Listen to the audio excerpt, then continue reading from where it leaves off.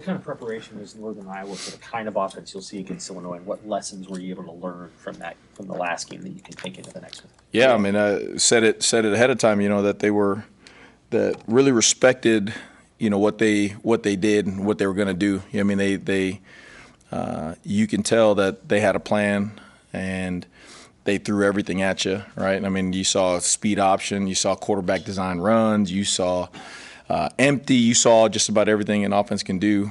So the style of play very similar to what we are going to see, especially the next couple of weeks. So it was great to get on the grass and have the guys go through that different kind of adversity, so that way we can see all the different ways people are going to attack us and then work on the things we need to work on. So. Did they catch you off guard with anything on that first drive? No, it was usually you come out with scripts, so it looks like they had a script in there. The biggest thing was the tackling. I mean, there's so many yards after contact, and where you're getting them into 2nd and 7 and 2nd and 8. Now they're in 2nd and 5, 2nd and 4, which leads to 3rd and 2, 3rd and 3. You know what I mean? So when you go back and look at the tape, you see us making contact or stopping the ball carriers, around the line of scrimmage a lot, for a yard, 0 gain, 1 or 2 yards. But then they're just bleeding, falling forward. We're overrunning the ball, and now a run that goes for 1 yard is now going for 4 and 5. You know what I mean? So again, great things to not great at the time, but great things to know how to what to improve on and approach from here on out. Seen an offensive Say it again. Have you seen an offensive drive that long before? Yeah, I mean, I remember when we were at San Diego State playing like those Triple Army, they have 14, 15, 16 play drives like that. So, but again, a lot of times the 3rd downs are shorter, I mean, which then they got the advantage on 3rd and 2, 3rd and 3, between running it and or being able to pass the ball. So we gotta make sure that we're doing what we're supposed to be doing in terms of tracking our near hip and playing with dominant contact. So you'll get Jamari Butler back this week and Mackay for a full game. Yeah. What does that give your defense to have kind of that full unit back together again? Yeah, I mean, both those guys are making plays, and probably more importantly, they bring in a little edginess as well. You know what I mean? So with those guys coming back, and then the things that we did not do well last week.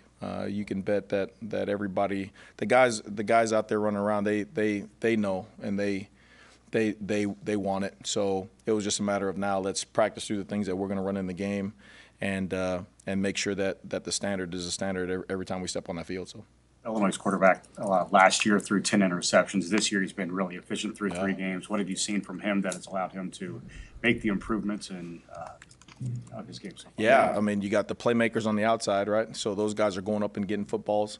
You see they do a great job of keeping it balanced when they know when they want to run the ball, what looks they're running the ball into, and then doing a lot of different things. I mean, RPOs are getting him out, movement pass wise. I mean, he's playing with a guy. He's playing with a lot of confidence right now, and he's not really panicked. He kind of goes out there and he sees and he's operating at a high level. So he'll be a challenge to deal with. What's the biggest difference in Kai Wallen and just the snaps he's been giving you so far this year? Yeah, I mean that was the plan, right? Last year, very similar to Riley Van Pop this year, where saw a guy and you could see he can play. He could have played last year, the 5, 10 snaps a game, and then use his year, or redshirt him, let him get the developmental lifts, come back bigger, stronger, faster, more knowledgeable, more mature. And now he's playing 15, 20 snaps at his strongest and that he's ever been, you know what I mean? And so it's good to see him go in there, go in the game, operate at a high level, but this was planned last year, you know what I mean? And when a guy steps on the field like that and he does it and he's performing, it's fun to watch. To you, how the guys have accepted that, like your plan for Wallen and now your plan for Riley, how they agreed to it? Yeah, I mean that's coach communicating the plan, having a plan first of all, right? I mean, because all the young men, they all want to do well, they all want to play, they all want to perform out there, and so coach seeing the roster, seeing how it's being managed, and then saying, hey, this is very similar to what happened. We can have him play now 5, 10 snaps a game, or he can develop, and when his time has come, he's going to be the biggest, strongest, fastest, most mature version of himself, and have all those snaps under him playing. So, again, that's just a master class on roster management and having a bigger picture than just right now. Tony, how close to the standard do you think your defense is playing? It's even when you win. I mean it and it's cool, right? It's a catch-22 because on one hand, you won the game, you held the team to 3 points. Who, I mean, they're a good football. They're gonna make some noise. They're a good football team, and you hold them to 3 points. You hold them to 4 yards of play and all that kind of stuff, and yet you can feel that it wasn't as like exciting. You know what I mean? And again, part of that is going back in there and say, hey guys, I know the standard wasn't met in terms of what we do, but let's understand in the grand scheme of things, I think everybody in here would have taken a 34-3 victory over a team like that. You know what I mean? Hands down, no ifs, ands, or buts. You know what I mean? Because we played, in my prior history, there's plenty of times where we played great and lost. You know what I mean? So the number one is to get the win, and then number two, it's what attitude are you going to have? Like, hey, we clean up these things, do the things we're supposed to do, and namely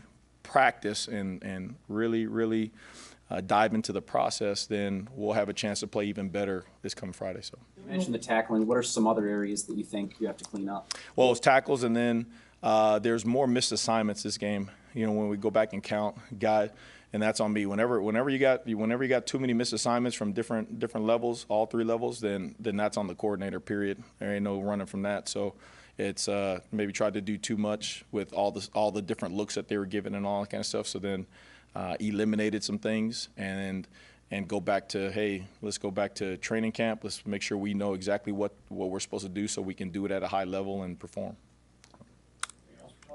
I know you guys are focused on Illinois Friday. It's also 400 consecutive sellouts. Just how rare is that in the grand scheme of college football to have something like that? Yeah, I mean, that's people, again, when you're part of it, you don't know any better because this is all we know, right? All Nebraskans know. But I mean, you're getting.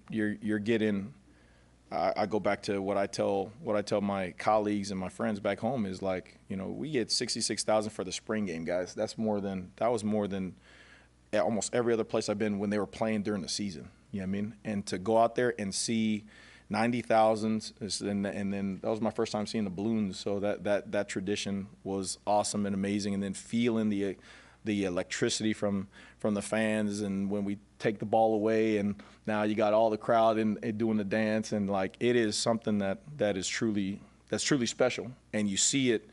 I mean, you talk to the recruits and stuff after the game, and they're just like, wow, I've been to a lot of games, but it's like different. It's just different. So again, that's just being part of, and really humbly saying it, that being part of something truly magical, truly special in Nebraska. How high of a level is Tommy Hill playing at right now, and how valuable is to have a corner like that when you're playing 2 really good receivers? Yeah. We're kind of split on opposite sides. Yeah, I mean, anytime you got corners, I mean, that's the number one deal, right? When you want to play great defense, you got to be able to cover on the outsides, and you got to be able to rush the passer. So, everyone is happy for Tommy just because of the adversity he's gone through. You know what I mean? Since his time here, and the maturity aspect. You know what I mean? Like, not only is he doing good things on the grass, for his teammates and for himself, but he's doing a lot of great things off the field. You know what I mean? Where you see the maturity, you see the growth, you see him loving being around the guys, you see him just kind of handling business. So those are the things that you really take back to what Coach is saying about culture and process. Those are the things, the Tommy Hills and how far they've come. Those are the things that of how you measure culture and process. What about Steph Thompson? And what did you see out of him when he stepped up for you guys last week? Yeah, he played well. I mean, play well. There's some plays that he wants back in there, but it's good to see him from, especially from his injury, to come over here and to work himself into good shape. Learn the system, the Nebraska way we do things, and see him go put it on the grass in front of his family. It's fun, but again, new week, new challenge, new opportunity for him to get better and to go out there and put it on the grass too. So, Thanks, Tom. thank you, everybody.